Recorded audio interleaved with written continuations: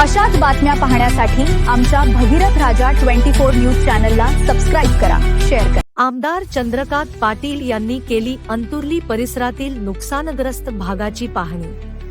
मुक्ताईनगर मतदारसंघातील अंतुर्ली परिसरातील गावांमध्ये 6 जून रोजी झालेल्या अवकाळी पाऊस व वादळी वाऱ्यामुळे केळी पिकांचे मोठ्या प्रमाणात नुकसान झालेल्या शेतकऱ्यांच्या बांधांवर जाऊन चंद्रकांत भाऊ पाटील यांनी प्रत्यक्ष पाहणी केली।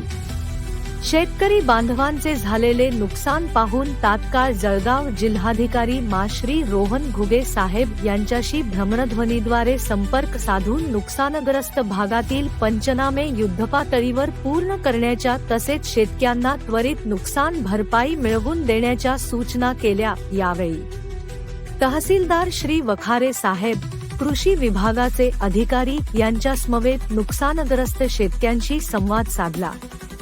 संबंधित यंत्रणेला 100 पंचनामे करून कोणताही पात्र शेतकरी मदतीपासून वंचित राहणार नाही याची दक्षता घेण्याच्या सूचना देण्यात आल्या। तसेच पीक विमा योजनेअंतर्गत शेतकऱ्यांना झालेल्या वास्तविक नुकसानीनुसार योग्य भरपाई मिळावी, ऑनलाईन प्रक्रियेमधून वगळण्यात आलेल्या शेतकऱ्यांनाही न्याय मिळावा यासाठी शासन व विमा कंपनी स्तरावर पाठपुरावा करण्याचे आश्वासन दिले। शेतकरी हा आपल्या अर्थव्यवस्थेचा कणा आहे। संकटाच्या या काळात प्रत्येक शेतकऱ्याच्या पाठीशी खंबीरपणे उभे राहून त्यांना न्याय मिळवून देण्यासाठी कटिबद्ध आहे। याप्रसंगी विनोद कराळ, दिनेश पाटील, मोहन बेलदार, विलास पांडे, निलेश लांडे, पवन पाटील, विक्रांत सावकारे यांच्यासह शेतकरी बांधव उपस्थित होते। भगीरथ राजा 24 न्यूज साठी किरण पाटील, मुक्ताईनगर। अंतुर्ली माझी अंतुर्ली फाट्यावरती शेती आहे। काल दिनांक 6/6/2026 दुपारी 2 वाजता आमच्या शेतकऱ्यावर एक नैसर्गिक मोठं प्रकोप संकट काल आलं।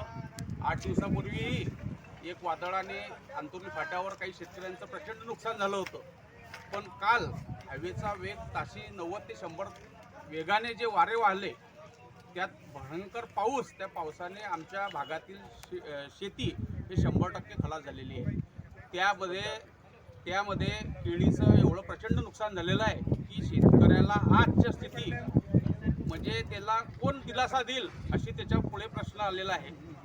मी आपल्या मार्फत शासनाला विनंती हे करतो की मध्य प्रदेश आपल्या बाजूचं राज्य आहे, तिथे शेतकऱ्याला तात्काळ 1 लाख रुपये अशी भरीव मदत 8 दिवसाच्या आतमध्ये शासनानं त्यांच्या खात्यावर टाकलेली आहे। तर मी महाराष्ट्र शासनालाही विनंती करतो की त्यांनी तात्काळ ह्या शेतकऱ्यांना विम्याचा लाभ भेटो ना भेटो किंवा पुढची प्रोसिजर काय आहे, पण 8 दिवसाच्या आतमध्ये शेतकऱ्यांना हे त्याचे बांधावरचे खोळं फेकण्याचे, मजूर फेकायचे सांत्वन करण्यासाठी एकरी 1 लाख रुपये त्यांनी तात्काळ शेतकऱ्याच्या खात्यावर जमा करायला पाहिजे।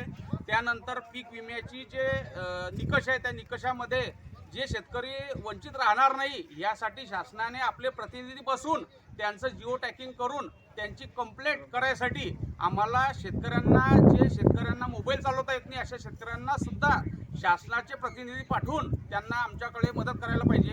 मी कृषी विभागालाही विनंती करतो की कृषी विभाग आता मागच्या 8 दिवसापूर्वी कृषी विभागाचं आमच्याकडे कोणी माणूस किंवा अधिकारी कर्मचारी आमच्या भागात केळीचं नुकसान बघायला आलेला नाही।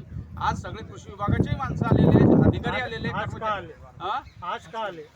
आज आता हाच की पूर्ण हाकार झालाय देशात। आमच्या रणुभरीला आलेले शेतकरी लोकप्रतिनिधी आले होते का तुमच्या? लोकप्रतिनिधी येऊन गेले,